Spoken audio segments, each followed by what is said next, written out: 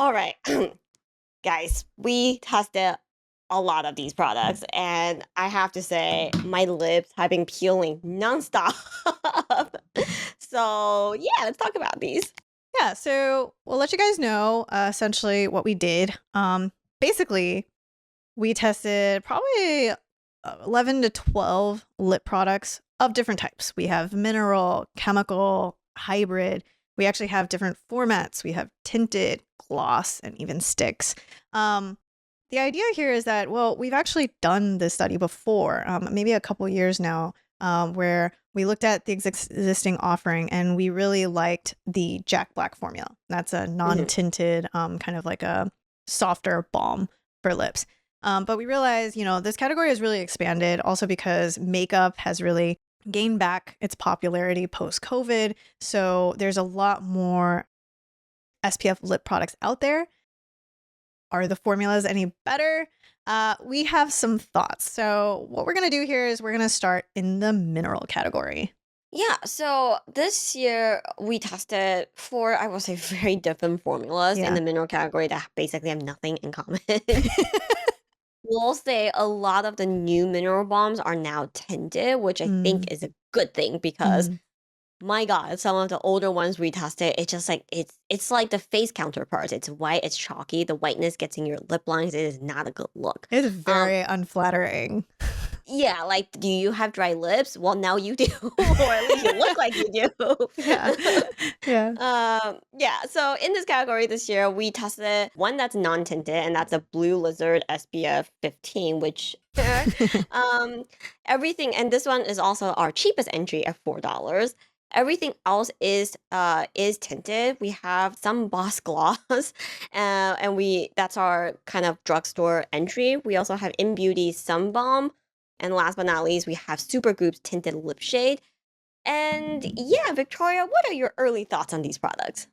Okay. So this is a bit of a reveal going into chemical, but I appreciate that I don't taste these as much as chemical. True. So I would say that's the benefit in this category. But I will say, in terms of formula, this probably has to be the wild, wild west. We'll start with Blue Lizard. And I think just general stick formulas need a little bit of a little bit of tweaking, because sometimes what happens is the stick formula is so hard of a balm, of a stick, that it just doesn't spread super well. You can feel like it's like, I'm trying to do it on the screen, but it's hard to tell. But it's just like a little. It's when you apply, you can just feel that it's uneven or it drags a little bit. Yeah, it's very firm, and so knowing that you need to apply a lot of sunscreen, right, to get the coverage that you need, it just doesn't feel like I'm going to get that level of production. I just have to kind of like do this motion, like like a scrubbing motion, to really get the coat that I'm looking for. So sorry, that's a really unflattering look. Just like rubbing my hand aggressively over my lips. But anyways, hopefully that paints a picture of my initial thoughts on Blue Lizard's mineral stick. Yeah, I think to add to that, I will say this one has like some of the older school, or the I shouldn't say old school, some of the earlier formulas with mineral, they tend to be very white, chalky, gets your lip lines. But I will say this one didn't do that for me. That's true. I agree. Yeah. And it is SPF 15 and it's rated as water resistant, which none of the other ones are, I believe. So that's a big plus. But other than that, it's also, like Victoria said, application didn't make us feel super great about the formula. And on my skin, on my lips, it's definitely drying. And I'm just gonna throw this out there. That's a big thing with me, but I'm not going to ding a lot of these products for drying, because we tested these so much in like quick, like one after another, and then rotate them back, finish our thoughts, and then try them again. My lips were just peeling all the time. And at some point, it's hard to pinpoint one that's really causing the issue. But for me, it's like, even though it didn't have the whiteness to it, when my lips are dry, that drag didn't make it feel very good to apply either. Yeah, totally. Speaking of drag, I was going to mention, I have to talk about Innbeauty Sun Balm. So this is balm that you can buy at Sephora, it's $24. And I would say that the actual direct comparison would be the drugstore's E.L.F. Sun Boss Gloss. So Innbeauty Sun Balm is SPF 30. E.L.F. Sun Boss Gloss is an SPF 25. I was going to say that application too was not my favorite. The formula, Mhm. first off, you have to really squeeze the tube to get the product out. Oh, Like yeah. it is quite a workout. Yeah. And Hold on. Sorry. I'm trying to do it on screen and I realized I have to like you can just pull fist the you can whole fist thing. the whole tube to get the right amount out. I never thought I'd say this on on podcast, but just fist the tube. That's the right way to get the product. Because if you're trying to squeeze it with like Yeah. your two forefingers, like your typical tubes, it's Yeah. not coming out. Yeah. So what that means is the formula is very thick. And so when you spread it, the spreadability of it is not as, it just doesn't glide or melt the same way that the e.l.f. Sun Boss Gloss does. So I would say, this comparison, I prefer and would recommend the e.l.f.'s version, just for just the general level of use. And I thought the formulas were pretty similar, in terms of the tinted level. But I thought the e.l.f.'s formula was superior between the two. Yeah, I will say, on a scale of lip products, I probably use less saturated lip colors more, Mm, especially post COVID. I think all my like really beautiful saturated deep lip colors is like shrinking sadly in there too because I yeah. haven't touched them in so long. So for me, these have definitely more than just a wash up color. Like Mm, it's fair. I wouldn't say it's like fairly pigmented for those of you who are really used to lipstick, but yeah. I think it's definitely pigmented enough for a more polished look.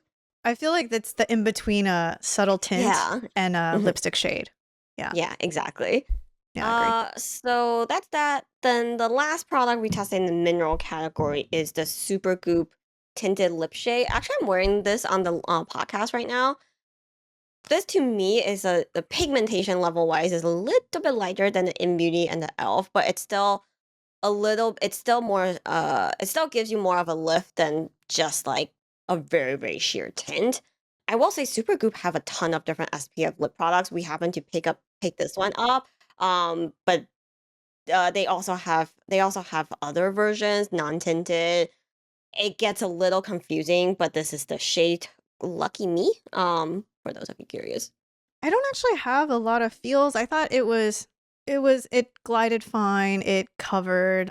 This definitely wasn't as hard of a stick formula and firm as a Hmm. stick formula as the Blue Lizard. So yeah, I would say that if you are looking for a general lipstick shade that has a subtle tint, this is definitely can be considered for those looking for one. Yeah, and I think the finish is very neutral. It's not Mm, super glossy. It's not yeah, matte. It's just kind of a really safe choice all around. yeah. For me, this feels better if I have like a little bit of another balm underneath. Mm, Just it's not drying, but it's not hydrating either.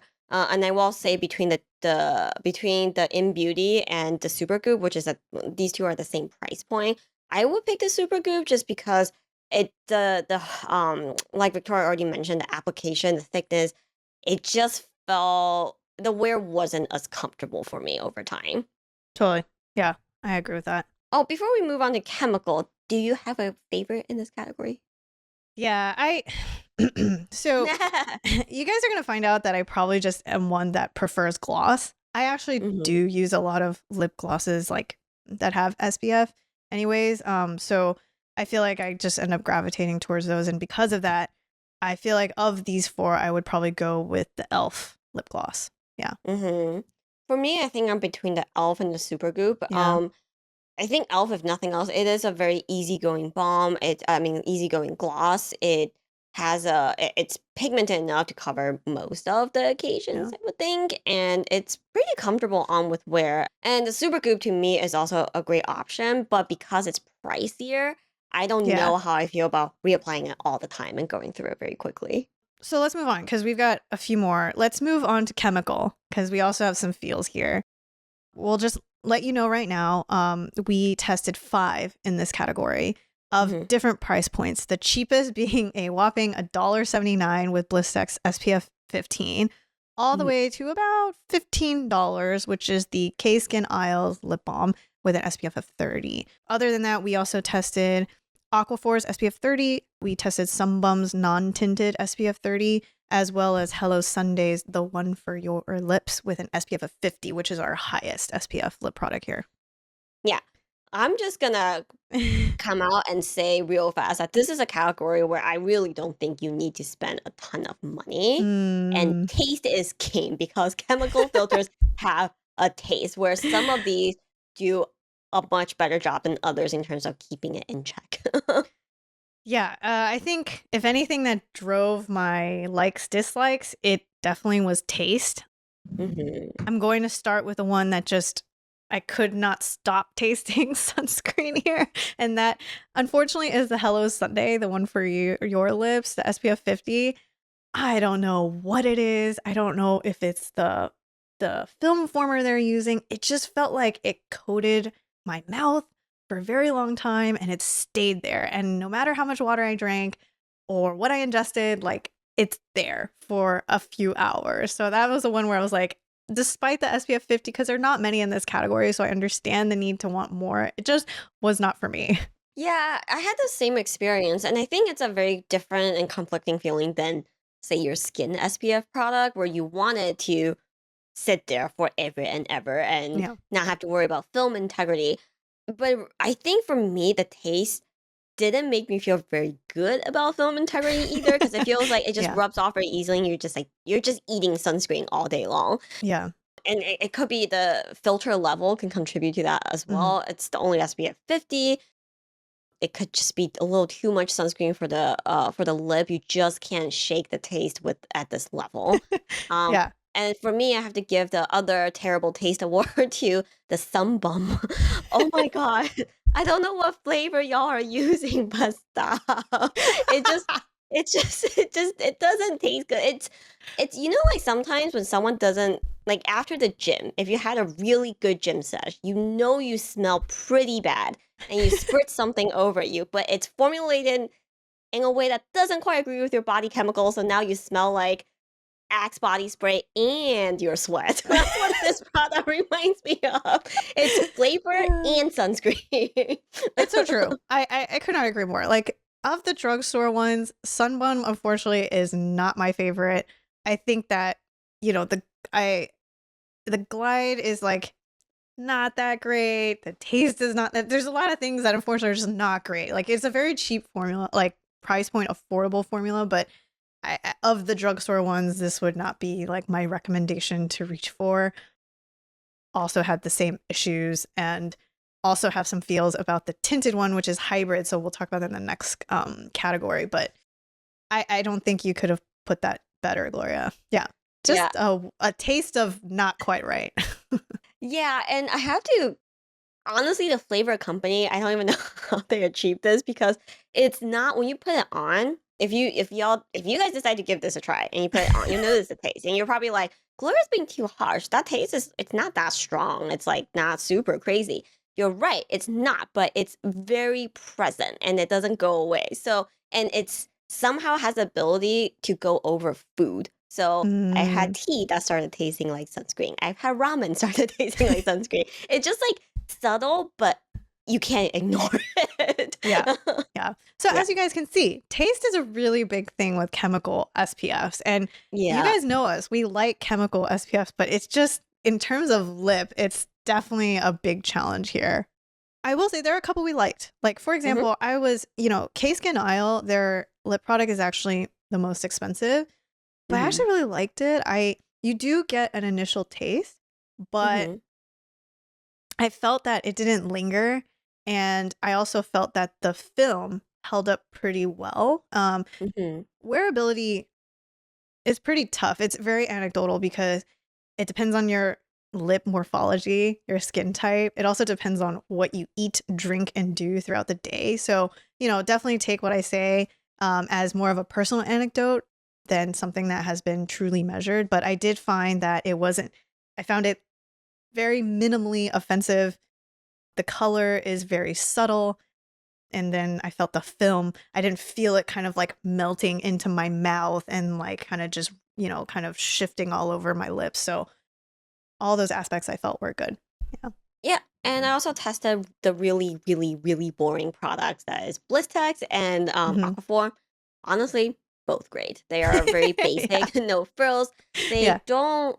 They same as K skin. I think you can't get away from that initial taste Hmm. because it's just how chemicals filters taste. Yeah. Um, but neither of those lingered for me. Blistex kind of has a bonus of being a little minty. So Mm. overall, like these two are great for everyday use. Because they're also very economical. Blistex being almost absurdly cheap. Like, you're not gonna be sad if you reapply over and over again. Yeah. I will say Aquaphor wore just a little bit better for me in the long run, and but honestly, both are pretty good.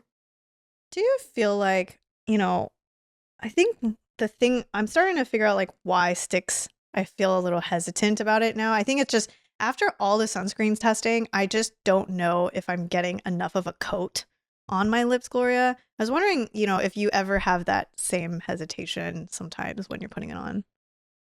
I actually think that was less of a factor for me because my lips are naturally so dry. So I'm someone that Mm, like when I apply lip balm, it's not lip balm, it's shoop shoop shoop shoop shoop lip balm, and that's like yeah. kind of my natural tendency to begin with. Yeah. So I didn't feel that way about it. And actually, maybe in the back of my head, it did affect my scoring of some of these products. Is Mm, actually when that slip disappears, if it goes away too fast, I actually don't like that. I kind of like yeah. feeling something on my lips. Totally. Totally agree. Though I will say, I say that, but it it's so different. It's like where for face and neck, we kind of talked about the three-finger rule, two-finger rule, whatever, trying to get enough product on your face. For lip, everyone's lip area is very different. Hmm. It's like it's just there is no good indication other than Mm, just keep coating. yeah. Yeah. Agreed. And then finally, we have a couple hybrids. These are both tinted. We have the Tatcha, the Kissu lip tint. It's an SPF 25. It is the most expensive of the products here at $34, which is Hmm. very expensive. And we have the Sun Bum tinted SPF. It's an SPF 15 and it comes in at $6. And I gotta be honest, Gloria, I don't have a ton of feels about this whole category. I think I do really like the Tatcha formula. Hmm. I just don't for me, the price point puts it in a really weird spot. Yeah. Because at the end of the day, it's a lip tint. It's an SPF lip tint, and SPF by nature is something that you should want to reapply all the time. But the price point make it seem absurd if you're just applying it every 30 minutes to an hour. And also, if I'm thinking about it as more of a luxury lip product, then I rather reach for makeup, like not necessarily Yeah. SPF product, but fancy lipstick. So to me, Right. that price point makes it a little awkward. Yeah. And I also don't think even though it's a pretty good formula, it feels good, the color is nice, I don't know if it feels definitively better than the tinted minerals that we tested. Yeah, it was exactly that. I was gonna say that, if I had to choose, I'd probably would rather reach for the Supergoop lip tint instead. I find these two to be pretty comparable, even though they have different Yeah. filter systems. But I agree, it's like $34. I'd rather spend it on a beautiful, I don't know, Gucci lipstick. Yeah. Yeah, that money could go towards that. So it is tough. I agree. But the formula, we should mention it. It's a good formula. It melts well. It spreads well. It's not like a very firm stick formula that I keep complaining about. And then we have Sunbum, which, you know, It's I, the same I didn't thing. love it. Same shiznit, different packaging. Like, who supplies your flavor? It's so there. I don't even know how else to describe it. It's like you wear it, and the ghost of Sunbalm lip balm I can taste for the rest of the day. The ghost of Sunbum. The other thing too is like the formula spreads a little funky and it could be Uh-huh. because by the time I've tested this, my lips are pretty not okay. They're a bit Uh-huh. dry. They've got a little bit of flaking. So it the spread is not melty, but it still like I get like chunks of like the pigment like scraped off on because my topography is not smooth anymore. It's like flaky. So it's like Mhm. a not it's just not the it just doesn't have the finesse of some of these other lip tints. It's also not that much cheaper. For example, it's only $6, but e.l.f.'s gloss is $7. So, you know, I Mhm. feel like in terms of price point, I think there are better ones. So we won't spend too much more time just like crapping on Sunbum's formulas, but that's our honest feels there.